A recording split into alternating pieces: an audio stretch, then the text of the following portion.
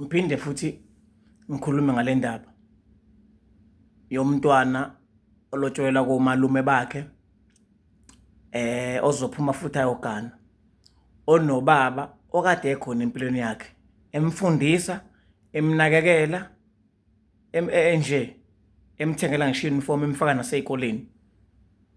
Uma kuwukuthi-ke ubaba ubekhona empilweni yengane, isiyeyikhokhelwe, isazokhokhelwa nje, ubaba uyamenywa abe khona noma uyaziswa, ngoba phela akazula engadliwa amandla omuntu. Amandla omuntu kuqala, ingakho kwakufuyiswana, kwakungasho ngoba nakho awunamandla bese kuba ukuthi-ke sekuzoba yona nto ababagiya ngayo leyo, cha. Kepha wawuba nendlela ukuthi uyafuyisa, unikezwe inkomo, ubumono wawungekho, engandanga lento yomono omngaka. Kwakungafani njengamanje esikhathini samanje nje. So kodwa kwakukhona abantu bephila futhi nabo, kodwa nje umona wawungandanga le ndlela wande ngayo. Umtshalo wayekwazi ukufuyisa uXulu, uXulu ekwazi ukufuyisa uNcumalo, uNcumalo ekwazi ukufuyisa umthetho kanjalo nje.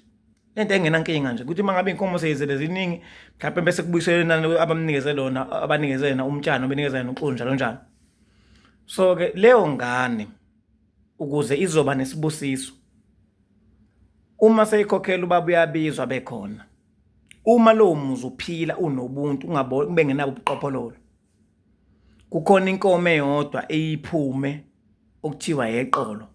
Kuvele kahle kahle vele iyayikhona inkomo yeqolo eyekubukwa baba, ngisho ngenzanga lutho, yayivele ikhona inkomo yeqolo okuthiwa ngeyeqolo kahle kahle.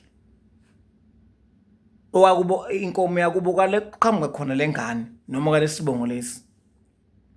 So ke kufunela kube ukuthi ubaba uba khona emalobolweni noma aziswe, noma engabanga sakhona kodwa aziswe, uma ezophumela akwazi futhi ukuba ingxenye ukuthi kwenzeke konke kanjalo. Nangey'bizo futhi kukhona okumayelana nobaba okumele akuthole, ngoba ukuthi akanazo iy'nkomo, ngisasho namanje akusikhona ukuthi sekumele kumiwe ngakho lokho. Ube khona enganeni yakhe ndodakazi noma ey'nganeni zakho ubeyisupport, kuphela akanawo amandla ukuthi akukhokhele iy'ngane zibuye zize ngasekhaya. Kodwa emhleni yazo yokuphila ukhona. Ayikwazi-ke lezo ngane ukuthi kwenzelwe into ngale ekubeni ubaba ekhona ebulawa ephila engaziswa. Bese ingane imisiyogana yentombazane, kudingakala ukuthi kufike kushiwo ihubo lakho ekhaya komawayo, kusuke esibayeni kuyiwe esangweni. Mase kufika esangweni, emdangwini, kuthatha abakwababa lo family ihubo lakhona, behambe nengane kuyiwe emabhasini, seboyigibeza ini imoto. Kanjalo noma sekufika esangweni kubo kwamkhwenyana la kuyiswa khona ingane, kuzobe sekungena abakomalume beyibika ingane, bephume kuqunyishelwe kuyohlala esihlahleni. Bese kuthi esigcawini bazobe khona futhi abakababa bazobe behlanganyela, kuzothi kube kucula kula kwenziwa yonke into, nakababa bese beba khona bengamele, ngoba leya nto leyana isuke isisho ukuthi isuke ihlanganisa ingane nesibusiso sokuthi noma kulowa muzi kungekho abakwenzile okutheni, kodwa ngoba bekhona ey'nganeni, ngoba ungabi nawo amandla, ngiyasho nama ukuthi kwangabukiswa ngumuntu kwaZulu kuqala ngoba nakhe ngenawo amandla, ingakho kwakufuyiswana. Umuntu obekhona enganeni wayinakekela, waba nazo ize ngazange kungakhona ukulobola ukugeza amagceke, wazi wageza ngisho amagceke, kodwa akakwazanga ukuthi athathe lezo ngane zibuye zingakuyena. Lowo muntu uhloniphile umuzi, uzamile, kodwa inkinga yakhe akakwazanga ukuthi akhiphe iy'mfanelo ey'fanele. Uwagezile amagceke njengomuntu owona, walazi icala, waphinda futhi wayinakekela iy'ngane, waba nazo ekukhuleni kwazo. Ngakho imisiyogana iyadinga ukuthi kube nehubo lakababa elizothatha lapha emdangwini lihambisa abantu lapha nakwilokhuzana. Sebekwenzile abakomalume baqede bese ubaba eyathatha over-ke, yabo.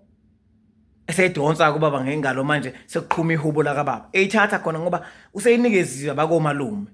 Sekunesigaba sakababa-ke manje, sebeyayithatha ihubo, sebeyasho anti bakababa baqhuma ngehubo, kuthathwa ingane iyogitshezwa iy'moto manje. Kuyiwaphi? Kuyiwe nakhona bakababa bakhona esigcawini.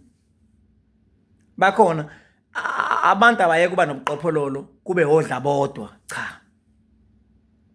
Uma nje ubaba ekwenzile okuzamile okusemandleni ukuthi ube khona ekuphileni kwezingane, ube khona ekuyigcineni ingane noma ekuyisekeni izingane, noma ekukhuleni kwezingane, yebo akusikhona ukulobola ukuthi ayikhulise noma mhlawumbe ayinakekele, kodwa ephuzwini lokuthi akathulanga njengobaba wangakushanda futhi unezingane, wangayingena nje, kumele anikezwe isigaba sakhe njengoNkulunkulu wengane wasemhlabeni. Yebo lukhaleze kulowa muzi olungase libalwe kangaka beqhathe ngalo, kodwa kukhona okwemizamo ebekuzama ukuthi unengane laphana. Ngithi angiqondise lapho nje ukuthi bayanikezwa indawo yakababa ngoba lo muntu akabalekanga bengasona isigebengu, ubekhona ezinganeni, wazama nokugeza umuzi, washawa yiwo kaMandla. Injalo nje ingane zakwethu, injalo nje ingane zoma, isizulu simile nje futhi asisoze sashintsha. Ihubo lakababa liyadingeka ke lapho, libalekile kakhulu futhi. Ngiyabonga ngethuba.